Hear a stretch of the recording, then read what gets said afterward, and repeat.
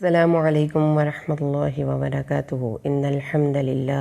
والصلاة والسلام علی سید الانبیاء وعلی آلہ وصحبہ اجمعین اما بعد فاعوذ باللہ من الشیطان الرجیم بسم اللہ الرحمن الرحیم انشاءاللہ الرحمن آج کے اس لیسن میں سورۃ آل عمران آیت 159 کا ترجمہ اور معنی کی مختصر سی وضاحت ہم پڑھتے ہیں اللہ کے حکم سے۔ اعوذ باللہ من الشیطان الرجیم بسم اللہ الرحمن الرحیم فبما رحمت من اللہ لنت لہم، اللہ کی رحمت کا یہ مظہر ہے اے نبی کہ آپ ان کے لیے نرم دل واقع ہوئے ہیں۔ وَلَوْ كُنْتَ فَظًّا غَلِيظَ الْقَلْبِ، اگر ہوتے آپ تند خو سخت دل، لَانْفَضُّوا مِنْ حَوْلِكَ تو لوگ آپ کے ارد گرد سے بھاگ جاتے۔ فَاعْفُ عَنْهُمْ وَاسْتَغْفِرْ لَهُمْ، ان کو معاف کر دیجئے اور ان کے گناہوں کے لیے اللہ سے بخشش مانگیے۔ وَشَاوِرْهُمْ فِي الْأَمْرِ، اور کاموں میں ان سے مشورے کیجئے۔ فَإِذَا عَزَمْتَ فَتَوَكَّلْ عَلَى اللَّهِ، اور جب آپ عزم مصمم کر لیں تو اللہ پر بھروسہ کیجئے۔ إِنَّ اللَّهَ يُحِبُّ الْمُتَوَكِّلِينَ، اللہ ان لوگوں کو محبوب رکھتا ہے جو اس پر بھروسہ کرتے ہیں۔ اعوذ باللہ من الشیطان الرجیم بسم اللہ الرحمن الرحیم فَبِمَا رَحْمَةٍ مِّنَ اللَّهِ لِنتَ لَهُمْ وَلَوْ كُنْتَ فَظًّا غَلِيظَ الْقَلْبِ لَانفَضُّوا مِنْ حَوْلِكَ فَاعْفُ عَنْهُمْ وَاسْتَغْفِرْ لَهُمْ وَشَاوِرْهُمْ فِي الْأَمْرِ فَإِذَا عَزَمْتَ فَتَوَكَّلْ عَلَى اللَّهِ إِنَّ اللَّهَ يُحِبُّ الْمُتَوَكِّلِينَ، سو اللہ کی عظیم رحمت سے آپ مسلمانوں کے لیے نرم ہو گئے، اور اگر آپ تند خو اور سخت دل ہوتے تو وہ ضرور آپ کے پاس سے بھاگ جاتے۔ تو آپ ان کو معاف کر دیں، ان کے لیے استغفار کریں اور اہم کاموں میں ان سے مشورہ لیں، اور جب آپ کسی کام کا عزم مصمم کر لیں تو اللہ پر توکل کریں، بے شک اللہ توکل کرنے والوں کو محبوب رکھتا ہے۔ آیت مقدسہ جو آج ہم انشاءاللہ پڑھیں گے، جس حصے کو سمجھنے کی ہم نے پچھلے 2 لیسنز میں رسول صلی اللہ علیہ وسلم کے کردار اور سیرت کو پڑھا، اور ہم نے یہ دیکھا کہ قرآن پاک میں اللہ تبارک و تعالیٰ اپنے نبی کی اس عادت کو بہت ہی پسند کر رہا ہے، اور وہ عادت کیا ہے کہ آپ صلی اللہ علیہ وسلم گفتار میں نرم ہیں، دوسرے انسانوں کے لیے نرمی پسند کرتے ہیں، اور آپ صلی اللہ علیہ وسلم کا دل دوسرے انسانوں کی تقصیر اور خطاؤں پر پریشان یا ان کو انتقام لینے کا نہیں سوچتا، بلکہ آپ ان کو معاف کر دیتے ہیں۔ تو آج کے لیسن میں اللہ تعالیٰ نے ایک اور ریکمنڈ کیا۔ اب یہ ان کے ساتھ دیکھیں، ایک سچویشن کو سب سے پہلے سمجھیے۔ ہم کسی جگہ پر ہوتے ہیں اور 2 لوگ مل کر چل رہے ہوتے ہیں، ان 2 لوگوں میں ایک کو اللہ نے مقام زیادہ دیا، دوسرے کو اللہ تعالیٰ نے اس کے انڈر کر دیا، کسی بھی حوالے سے۔ اس کے پاس زیادہ اتھارٹی تھی، زیادہ پیسہ تھا، زیادہ طاقت تھی، وہ لیڈ کر سکتا تھا، اس کے پاس زیادہ عہدہ تھا۔ تو جب 2 لوگ مل کر چلتے ہیں، ایون کہ ایک ریلیشن کی آپ بات کر لیں کہ باپ ہے، شوہر ہے، گھر میں بڑی بہن ہے، ماں ہے، کوئی بڑی بھابھی ہے، کوئی ساس ہے، وہ نند ہے، اس طرح سے سچویشنز، یہ نہیں ہوتا کہ سب لوگ ایکول ایک درجہ رکھتے ہوں۔ کوئی نیا بندہ آپ کے پاس آئے، یا آلریڈی جو بندے آپ کے ساتھ چل رہے ہیں ان میں نامحسوس طریقے سے بغیر کہے بھی کہیں پہ ہم لوگوں کی کچھ ڈیوٹیز ہوتی ہیں اور کچھ لوگوں کے مقام ہوتے ہیں۔ اب اللہ تعالیٰ نے جو ایک لیڈر ہے، یا وہ جس کو نواز دیا گیا زیادہ، اس کے لیے گائیڈ لائن اور پرنسپل یہاں پر بتائے۔ اس میں یہ بتایا کہ اگر کسی دوسرے انسان سے کسی حوالے سے اس کے قصور ہو جائے، تقصیر ہو جائے، وہ اچھے طریقے سے کام نہیں کر پاتا، تو آپ نے ہارش ٹون کے ساتھ، سخت لہجے میں ان سے بات نہیں کرنی، سب سے پہلا۔ مثلاً یہ فوراً ریاکشن ہے نا کہ کسی سے، آپ مدر ہیں، گلاس ٹوٹ جاتا ہے آپ کے بچے سے، یا آپ ایک شوہر ہیں، آپ کی وائف سے کوئی چیز خراب ہو جاتی ہے، اس نے آپ کی شرٹ چلا دی، یا اگر آپ ایک ساس ہیں اور آپ کی بہو نے آپ کی بات نہیں سنی، کچھ بھی سچویشن ہو سکتی ہیں، یہ ہم اپنے گھروں سے ریلیٹ کرتے ہیں۔ اب ہم چونکہ یہ اگر جاب پلیس کی بات ہے، پھر تو ظاہر ہے کہ ڈیلی بیس پہ کوئی نہ کوئی کام آپ کو کہا جاتا ہے، آپ کو آرڈر کر دیا جاتا ہے، آپ کو انسٹرکٹ کر دیا جاتا ہے۔ گھروں میں بھی یہ چیزیں ہوتی ہیں۔ جب کوئی کسی سے کام درست نہ ہو تو رسول صلی اللہ علیہ وسلم کی سنت کیا ہے کہ آپ خاموش ہو کر اس کو معاف کر دیتے تھے، عاجزی اور درگزر سے کام لیتے تھے، نرمی اور رفق، جس چیز کو عطا کر دی گئی اس کو خیر عطا کر دی گئی۔ اب اس سے آگے چلیے، اب یہاں پر ہمارے سامنے دو طرح کے کیریکٹر آ جاتے ہیں پھر، ایک وہ جو کہ فائدہ پہنچا رہا ہے یعنی کہ جس کو اتھارٹی ملی، دوسرا وہ جو فائدہ لے رہا ہے یعنی جو اس کا امپلائی ہے۔ اب یہ سچویشن بھی ہوتی ہے کہ کوئی انسان نرم ہو تو کچھ دوسرے لوگ اس کی اس نرمی کو اس کی کمزوری بنا دیتے ہیں اور اس کو فار گرانٹیڈ لے کر اس سے اس کا فائدہ اٹھاتے ہیں۔ تو اس چیز کی روک تھام کے لیے اللہ تعالیٰ نے یہ فرمایا ہے کہ ان کو معاف کر دیجئے، وَلْيَعْفُوا وَلْيَصْفَحُوا أَلَا تُحِبُّونَ أَن يَغْفِرَ اللَّهُ لَكُمْ، کیونکہ آپ یہ چاہتے ہیں کہ جیسے آپ اپنے چھوٹوں پر رحم کرتے ہیں ایسے ہی اللہ جو آپ کا بڑا ہے وہ آپ پر رحم کرے۔ لیکن جب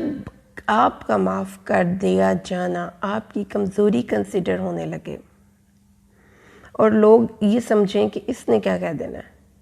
اس نے تو معاف ہی کر دینا ہے، تو اس صورتحال میں اللہ تعالیٰ نے ایک لفظ درد قرآن پاک میں ہی ہم نے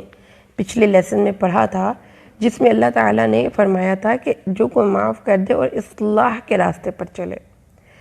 ٹھیک ہے، یہ نہیں ہے کہ آپ کی معاف کر دینا یا آپ کی معافی اگر بگاڑ میں اضافہ کر رہی ہے نا، یعنی جو ایک چیز خراب ہوئی آپ نے اس کو معاف کر دیا، پھر آپ نے ایک اور آپ پھر کوئی چیز خراب ہوئی آپ نے پھر اس کو معاف کر دیا، اب نتیجہ کیا نکلا کہ آپ نے وہ کیوں معاف کیا، ذرا سب سے پہلے اس کو سمجھ لیجئے تاکہ آپ کو سمجھ میں آ جائے کہ معافی کا اسلامک کانسیپٹ کیا ہے۔ ہم نے کسی کو اس لیے معاف کیا کیونکہ ہم چاہتے تھے کہ جو غلطی اس سے ہوئی ہے اور جو بیلنس آؤٹ ہوا ہے وہ بیلنس کور ہو جائے، اور یہ اس صورت میں ہے کہ جب جس بندے کو آپ نے معاف کیا ہے وہ بندہ خود بخود شرمندہ ہو رہا ہو تو آپ اس کو مزید شرمندہ نہیں کروائیں گے، آپ اس کو معاف کر دیں گے۔ لیکن اگر ایک بندہ اس حد تک ڈھیٹ ہو چکا ہے، ڈٹھائی سے وہ اپنا غلط کام کرتا ہے اور آپ کی اس معافی کی ہیبٹ کو فار گرانٹیڈ لے رہا ہے اور یہ سمجھتا ہے کہ اس نے کیا کہہ لینا ہے، اس نے کیا کہہ لینا ہے، اس نے تو معاف ہی کر دینا ہے، تو اس صورت میں ہمیں کیا کرنا چاہیے؟ قرآن پاک میں اس بارے میں بھی گائیڈ لائن ہے، وَجَزَاءُ السَّيِّئَةٍ سَيِّئَةٌ مِثْلُهَا، برائی برائی کی مثل ہی ہوتی ہے، ٹھیک ہے۔ یہ اب اس سامنے والے بندے کو بتایا جا رہا ہے جو کسی کے ساتھ برا کر کے اسے معافی کا طالب ہے، تو اس کو یہ بتایا جا رہا ہے کہ جو دیکھو تم نے برا کیا تو تمہیں اس جیسا برا ہی تمہارا بنتا تو یہی تھا، وَمَنْ عَفَا وَأَصْلَحَ، لیکن جو عفا مٹا دے اور اصلاح کرے، یعنی جس بندے کے حقوق رکھے گئے ہیں وہ اصلاح کے لیے معاف کرے گا، لیکن اگر اس کی معافی دینے سے اصلاح نہیں ہو رہی، معاملہ زیادہ بگڑ رہا ہے، آپ کی اس عادت کو فار گرانٹیڈ لیا جا رہا ہے، آپ کے معاف کرنے کی ہیبٹ سے کسی بھی ایک سچویشن میں، مثال کے طور پر میں ایک ٹیچر ہوں، اپنی کلاس میں ایک بچہ ہے وہ نقل لگاتا ہے، میں اسے چھوڑ دیتی ہوں، معاف کر دیتی ہوں، یا کوئی بھی کام ہے جس نے تقصیر کی، میں نے کہا چلو کوئی بات نہیں، لیکن نیکسٹ ٹائم وہ پھر وہی حرکت کرتا ہے، اگلی دفعہ پھر وہی حرکت کرتا ہے، اور اس سے اگلی دفعہ پھر وہ وہی حرکت کرتا ہے، تو اصلاح نہیں ہو رہی،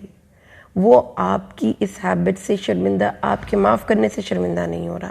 وہ اس کو فار گرانٹیڈ لے رہا ہے، تو اس صورت میں اصلاح کیجئے۔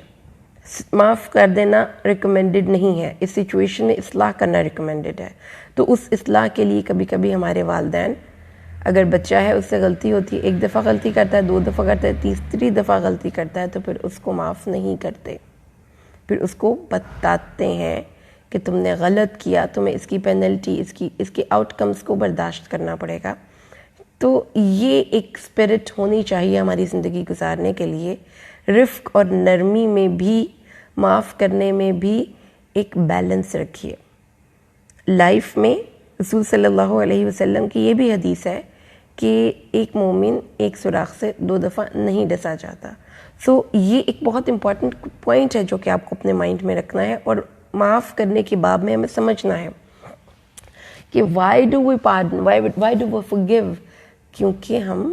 اصلاح چاہتے ہیں، لیکن جب اصلاح نہیں ہو پائے گی آپ کے اس معاف کر دینے سے، آپ کی اس ہیبٹ کو فار گرانٹیڈ لیا جائے گا، لوگ اس کو آپ کی کمزوری سمجھ لیں گے، آپ کی بات کی امپورٹنس ختم کرنے کی کوشش کریں گے کہ اس نے ایک بات کی، اس کی بات کو ہم سنیں گے یا نہ سنیں، ان بوتھ کیسز فرق تو کوئی نہیں پڑتا، اس نے انجام میں آخر میں معاف تو کر ہی دینا ہے۔ تو اس شخص کی اس بری عادت کی اصلاح کے لیے وجزاء سیئۃ سیئۃ مثلہا، برائی کا بدلہ اس جیسی برائی ہے، اور جو کہ معاف کر دے اور اصلاح کرے تو اس کا اجر اللہ کے ذمے ہے۔ معاف کرنا خالی وہاں پر ریکمینڈڈ نہیں ہے، وہاں پر ریکمینڈڈ اصلاح ہے، لہٰذا اصلاح کے لیے اگر آپ کو تھوڑی سی سزا دینی پڑتی ہے تو گو فار اٹ۔ جو آج کا لیسن ہم نے پڑھنا ہے اس میں ہم نے آج مشورے کے بارے میں پڑھنا ہے۔ وشاورہم فی الامر، تو جو مشورہ ہے میری پیاری بہنوں، اس کا جو روٹ ہے وہ شین، واو اور را ہے۔ شار العسل، شہد کو چھتے سے نکال لیا اور جمع کر لیا۔ المشارو، وہ چھتا جس سے شہد نکالا جائے۔ الشور، چھتے سے نکلا ہوا شہد۔ المشوارو، وہ لکڑی جس سے شہد نکالا جاتا ہے۔ تو اس کا مطلب پھر کیا ہوا؟ The thing which is obvious, to make evident and present، کسی چیز کو ایویڈنٹ کرنا، پریزنٹ کرنا، obvious کرنا، اور پھر وہیں سے شاور، مشاورہ اور تشاورہ نکلا جس کا مطلب ہے کنسلٹیشن، اور اس سے باہمی مشورہ۔ اصل اعتبار سے اس کا مطلب یہ ہے کہ دوسرے کے خیالات کو نچوڑ کر ایک ایسے کنکلوژن تک پہنچنا، یعنی کہ جسٹ لے لینا، just of others opinions and arrive at a conclusion. اس کا مطلب یہ ہے کہ ساری جتنے بھی اوپینینس ہیں، سب کی جو سوچیں ہیں، ان سب کو ایک جگہ پہ جمع کیا جائے اور پھر اس سے کسی واضح نتیجے تک پہنچا جائے۔ یعنی کہ اگر ہم اسے چھتے کا ہی مقصد لیں تو اس سے بھی مطلب یہ ہے کہ جو مکھی ہوتی ہے وہ ڈفرینٹ پھولوں سے رس لیتی ہے، پھر اس کے بعد اس کو ایک جگہ پر پہنچا دیتی ہے۔ اس کے دوسری معنی جو ہیں وہ بتاتے ہیں روئی دھننے کے۔ روئی دھننے والی جو کمان ہوتی ہے اس کو بھی یہ مشوار کہا جاتا ہے۔ بڈرز بو جو ہوتی ہے، اسٹرنگ آف اے بڈرز بو، یہ جو پرنسپل ہے مشورہ، وہ یہ ہے کہ جتنے بھی اس حساب سے آپ دیکھیں تو آراء کو آپ دھنتے ہیں، ان کو کھول کر نتیجہ نکالتے ہیں اور اس کی طرف آپ ایک واضح مقصد یا ایک واضح کنکلوژن تک پہنچتے ہیں۔ تو اب سب سے پہلے تو اس بات کو سمجھ لیجئے کہ اللہ تعالیٰ نے اپنے نبی کو اپنے کورس آف ایکشن کی اصلاح کے لیے کہا ہے۔ ہم اپنی زندگی میں جب کسی انسان کے ساتھ، کوئی انسان آپ کے ساتھ برا کرتا ہے، آپ اس سے کہتے ہیں ٹھیک ہے، اٹس اوکے، کوئی مسئلہ نہیں، لیکن اس کے بعد جو آپ کا ریئیکشن ہوتا ہے نا اس کے ساتھ، تھوڑا سا چینج ہو جاتا ہے۔ آپ اس کی پریزنس میں زیادہ ریزرو ہو جاتے ہیں، کوئی بات کر رہے ہیں، دو چار لوگ جب وہ آتا ہے تو چپ کر کے بیٹھ جاتے ہیں۔ یہ بھی ایک رویے ہوتے ہیں، یعنی اس شخص کی اس بات کو آپ نے اس کو کہہ دیا کہ اٹس اوکے، کوئی مسئلہ نہیں، لیکن اس بندے کے ساتھ آپ نے نیکسٹ ٹائم کے لیے اپنے رویے کو تبدیل کر لیا۔ اللہ تعالیٰ نے اپنے نبی کو کہا ہے کہ آپ نے یہ نہیں کرنا، don't make them feel bad. یہ بیڈ فیل کروانا ہوتا ہے، کسی کی محفل میں کوئی چلا جائے اور آپ اسے مشورے کے قابل نہ سمجھیں، تو اس سے مطلب یہ ہوتا ہے کہ جو وہ ایک آپ نے اور اس کے درمیان ایک طرح سے فاصلہ آپ نے کر لیا، ڈسٹینس کر لیا، اس غلطی کی وجہ سے جو کہ اس نے کی تھی۔ یہ ایک نفسیاتی طور پر بہت بڑی مار ہوتی ہے کسی کو۔ دوسرا، جس بندے نے گناہ کیا تھا، آپ نے اس کو معاف تو کر دیا لیکن اپنے رویے کو پرانا نہیں کیا، جیسا کہ آپ اس کے ساتھ پہلے تھے، ہم پیالہ ہم نوالا، ہم مشرب، آپ اس کو اپنی ساتھ نہیں بٹھاتے، آپ اس کو اپنی چائے میں شریک نہیں کرتے، آپ اس کو اپنے مشورے میں شریک نہیں کرتے، آپ اگر دو چار لوگ مل کے باتیں کر رہے ہوں، آپ وہ جاتا ہے تو آپ چپ کر جاتے ہیں، اور پھر اس کے بعد یہ چیزیں وہ فیل کرتا ہے، فیلنگز میں ورتھ لیسنس کی فیلنگ آتی ہے کہ اس بندے کی نظر میں اب میری اہمیت ختم ہو گئی ہے۔ تو اتنا پیارا ہمارا دین ہے نا، اللہ تعالیٰ تو وہی بیچ کر اپنے نبی کو کہہ سکتا تھا کہ ٹھیک ہے، تمہیں اب ضرورت ہی نہیں ہے ان سے مشورہ کرنے کی، ان کو تو عقل ہی نہیں ہے، تمہاری بات ہی نہیں سنتے۔ اللہ تعالیٰ نے فرمایا کیسے ریپیئرنگ کریں گے، کتنا پیارا اللہ تعالیٰ نے ہمیں اصول بتائے ہیں، اتنا خوبصورت ہمارا مذہب ہے۔ اللہ تعالیٰ نے پورے مراتب سے بات سمجھائی، چھوڑ دیں، معاف کر دیں، اچھے طریقے سے گفتگو کریں. یہاں تک رک نہیں گئے. اللہ تعالیٰ نے فرمایا پھر اپنا جو رویہ ہے اس کے بعد، اس تقصیر کے بعد اس میں بھی امپروومنٹ لائیے. اس کو بھی نہیں آپ نے تبدیل کرنا. جس طرح سے پہلے آپ ان سے کاموں میں مشورہ کیا کرتے تھے اسی طریقے سے آپ ان سے مشورہ کریں گے. اسی طریقے سے آپ اپنے اصحاب کو اپنے ساتھ لے کر چلیں گے. اہم دینی معاملات میں جن اصحاب سے آپ مشورہ کیا کرتے تھے ان سے آپ مشورہ بھی کریں گے. آپ نے اپنے رویے میں بالکل بھی کوئی محسوس کی جانے والی تبدیلی نہیں لانی ہے نبی، کیونکہ یہ ان کے دلوں کو تکلیف پہنچائے گی بات. وہ آپ سے گلہ بھی نہیں کر سکتے، وہ آپ سے پوچھ بھی نہیں سکتے، کیونکہ ان کو پتہ ہے کہ قصور تو ہمارا تھا. اگر چلے اتنا سا تو بنتا ہے نا، جس ہمارے ساتھ اس گناہ کی تکثیر میں اتنا سا تو ہم سے بدلہ لینا بنتا ہے. اتنا بھی نہیں کرنا. پھر ہم لوگوں کا اخلاق رسول صلی اللہ علیہ وسلم کے اخلاق جیسا ہوگا. پھر ہم اللہ کے نبی صلی اللہ علیہ وسلم کے صحیح معنوں میں سنت پہ فالوورز ہوں گے. کہ ہم دیکھیں کون ہے آج کے دور میں ایسا لیڈر کہ جو اپنے سب آرڈینیٹس کے ساتھ بیٹھ کر کھائے، ان کی چیئرز پہ بیٹھ جائے، جو وہ کھاتے ہیں وہ کھائے، جہاں پر وہ کام کرتے ہیں. مثلا نبی کریم صلی اللہ علیہ وسلم مسجد کی تعمیر میں اینٹیں ڈھو رہے ہیں. غزوہ احد میں سب لوگوں کو انہوں نے جو ایک ٹاسک اسائن کیا خندق میں خندقیں کھودنے کا، تو انہوں نے اپنا بھی حصہ رکھا.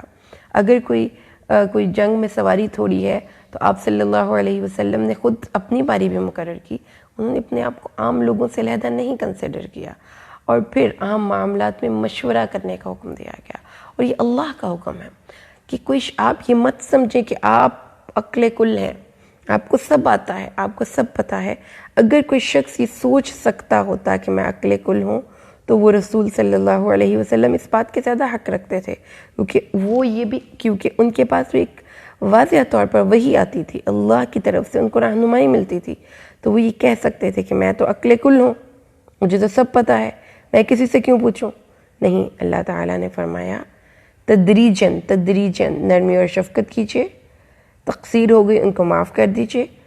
ان کے لیے استغفار کیجیے، ان کے لیے شفاعت طلب کیجیے. اور جب یہ سب کچھ ہو جائے تو پھر ان سے مشورہ بھی کیجیے. جس سے ہمیں یہ پتہ چلتا ہے کہ مشورہ کرنا اللہ کو پسند ہے.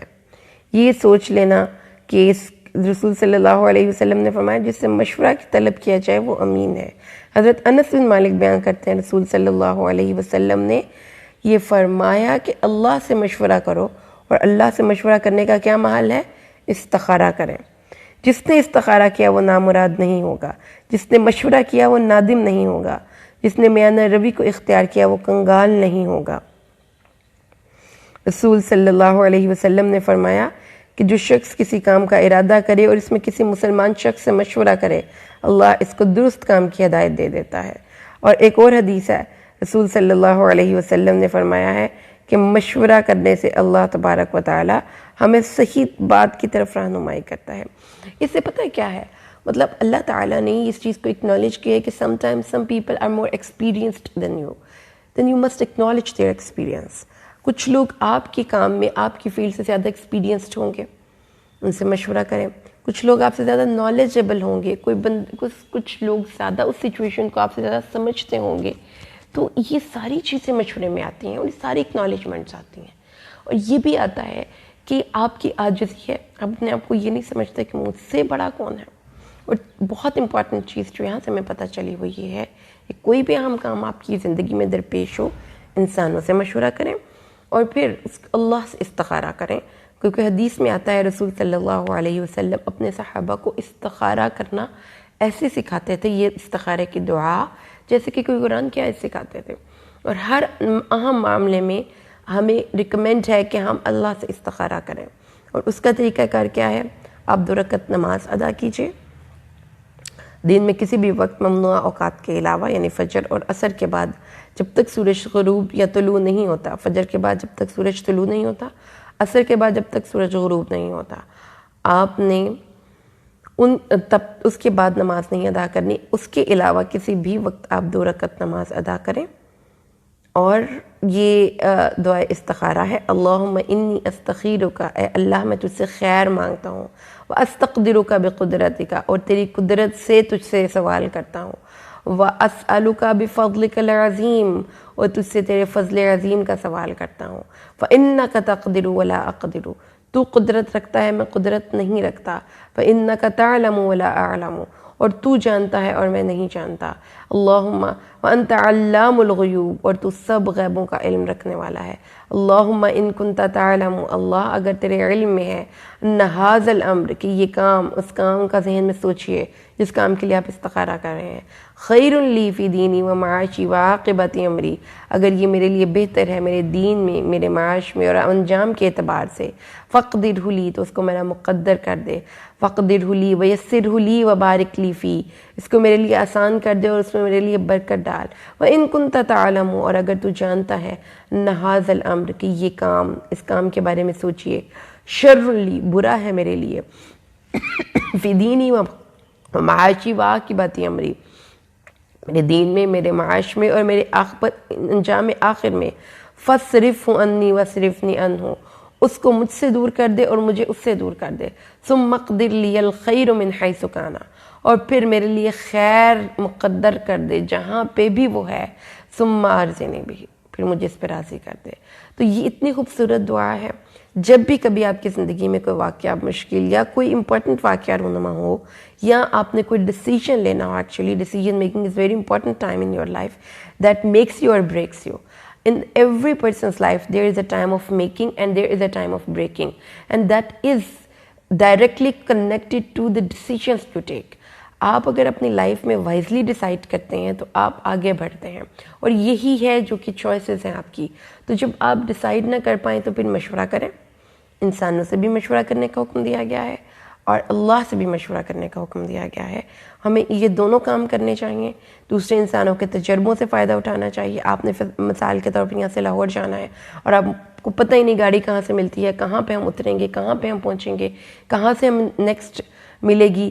تو آپ کسی ایسے بندے سے پوچھ لیں جو کہ آلریڈی لاہور کا ٹریول کرتا رہا ہو۔ سمپل سا طریقہ ہے، آپ کی لائف آسان ہو جائے گی۔ اب اس صورت میں آپ اٹھا کر آپ جانماز بٹھا کر استخارہ تو نہیں کر سکتے۔ So sometimes you have to go to the people, you have to be active, you have to be social, you have to ask about the solution of your problems, but sometimes ایک ایسی چیز ہے جس میں آپ کو سمجھ نہیں آ رہی کہ آپ یہ والی گاڑی پہ بیٹھیں کہ یہ والی، آپ اس ملک میں جائیں اس ملک میں جائیں، آپ کون سا پروفیشن اڈاپٹ کریں، تو پھر اس وقت آپ استخارہ کریں، اللہ تعالیٰ سے مدد مانگیں، اللہ تعالیٰ حالات اس کے مطابق بنا دیتے ہیں۔ سم ٹائمز آپ کو کوئی اشارہ خواب کی صورت میں مل جاتا ہے، لیکن ضروری نہیں کہ خواب میں اشارہ ملے، اللہ تعالیٰ کوئی انسان کی زبان سے ایسی کوئی بات نکلوا دیتا ہے، حالات اس نہج پہ چلے جاتے ہیں، آپ کا دل کسی اور طرف چلا جاتا ہے۔ بہرحال یہ ساری چیزیں استخارہ سے ریلیٹڈ ہیں، اور جس بندے کا مسئلہ ہو استخارہ وہ خود کرے، اور اس میں یہ نہیں ہے کہ آپ نے استخارہ جو ہے رات کو ہی کرنا ہے اور اس کے بعد آپ نے بات نہیں کرنی۔ ہاں، نمازیں پوری پڑھیں گے تو انشاءاللہ آپ کو زیادہ بہتر رہنمائی ملے گی، اور آپ کسی بھی وقت اللہ سے استخارہ یا خیر کا سوال کر سکتے ہیں۔ اور یہ تھا جو مشورے کے باب میں اسلام کے احکامات۔ اللہ تعالیٰ نے اپنے نبی کو بھی مشورہ لینے کا حکم دیا کہ ان کو بھی حکم نہیں ہے کہ وہ اپنے آپ کو عقل کل سمجھیں، یہ سمجھیں کہ مجھے سب آتا ہے، مجھے کسی سے پوچھنے کی ضرورت نہیں ہے۔ تو اللہ سے دعا کریں اللہ ہمیں قرآن کو سمجھ کر پڑھائے اور پڑھنے کے بعد اس پر عمل کرنے کی توفیق نصیب فرمائے، آمین۔ بارک اللہ لی ولکم فی القرآن الحکیم ونفعنی وإیاکم بالآیات والذکر الحکیم۔ السلام علیکم ورحمۃ اللہ وبرکاتہ۔